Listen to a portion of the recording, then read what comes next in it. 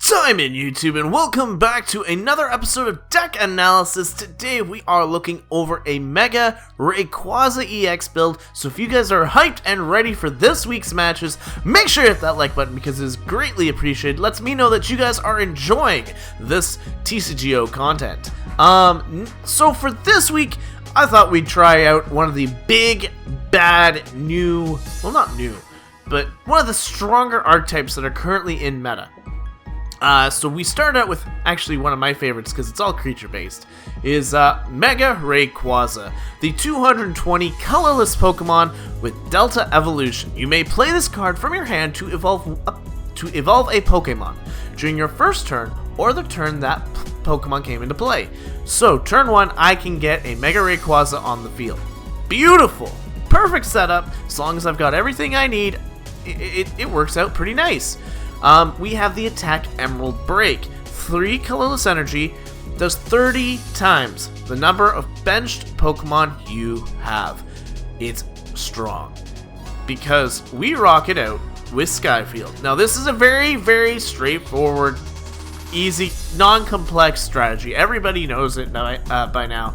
Each player can have up to 8 Pokemon in his or her bench, which means that Rayquaza's output is astronomically high. With that being said though, we need to fill up that bench with Pokemon. So, our huge lineup is 2 Hoopa EX, 170 HP Psychic type Pokemon, and all we care about is Scoundrel Ring. When you play this Pokemon from your hand onto your bench, you may search your deck for up to 3 Pokemon EX, except Hoopa, reveal them, and put them into your hand. Shuffle your deck afterwards. So based on the opening hand that you have, you can go from a Ultra Ball into Hoopa. Now, we already have to start with a Pokemon. So let's just say we started with 1 Rayquaza. We go into the Hoopa. Okay, that's fine. I'm gonna grab myself a Shaman, either a Mega depending on my hand, or another Rayquaza and the Magearna. Shaman, after playing all those cards, Shaman is gonna net me more cards in my hand, but it takes up another place on the bench, which is perfect. I then can hopefully either draw into an Ultra Ball, hopefully get another Hoopa, and then continue to address my bench situation.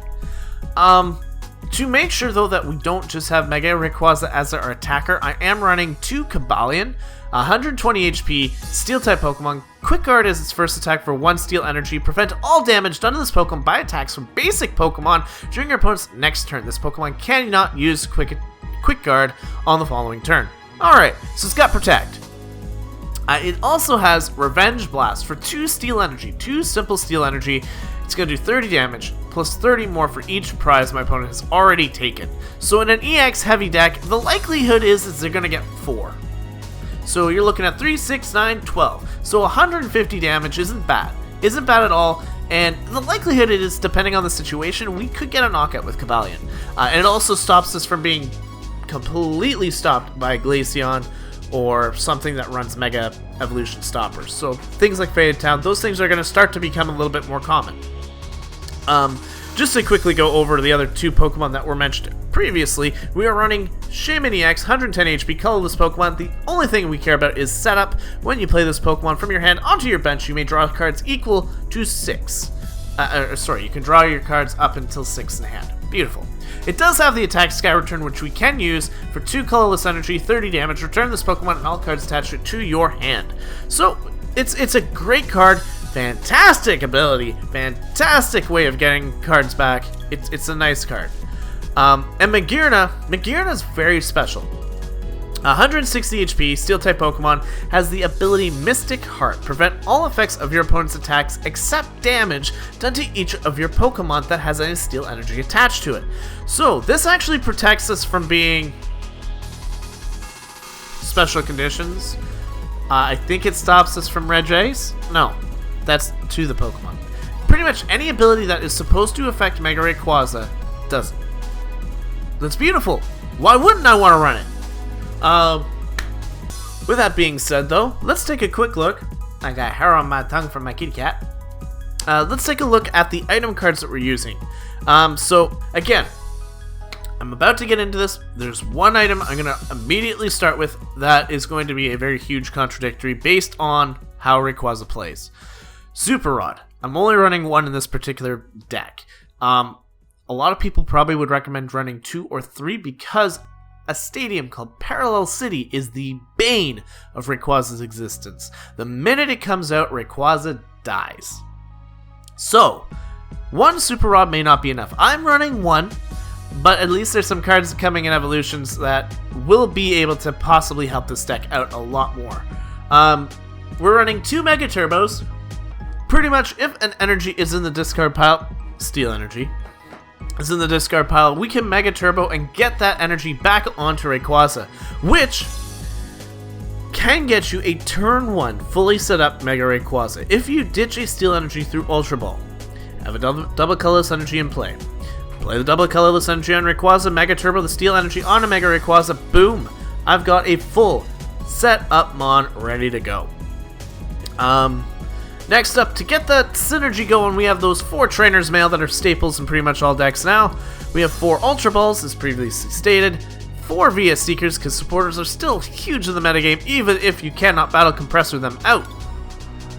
We are running 1 Hex Maniac, which stops abilities in their tracks. If I get turn 1, not have to use a supporter, Hex Maniac can slow my opponent right down because they can't use their Shamans. It's a very nice tech, very crucial sometimes, and it keeps us in the momentum. Fantastic card.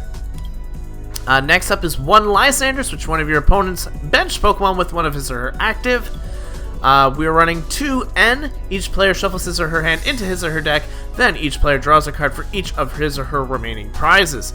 Great for disruption, great for early game hand draw. We are running a Pokemon Ranger, because again,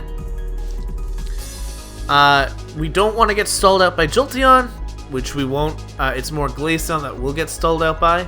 Same thing goes for Regice. Pokemon Ranger definitely helps us in a bind, lets us attack, lets us keep our momentum going. Fantastic card in this kind of thing. Next up is 4 Sycamore. We need some heavy draw action, and Sycamore is going to provide that for us by discarding our hand and drawing 7 cards. Pretty standard.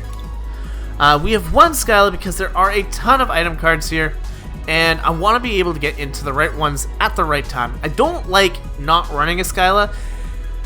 Again, Skyla is a card that you could probably switch into, though. Like, I could have switched, say, Skyla for a Super Rod, or Skyla for another Mega Turbo, or whatever you guys want to run, you do it. Because I am just a deck builder just like you guys. I'm not a pro.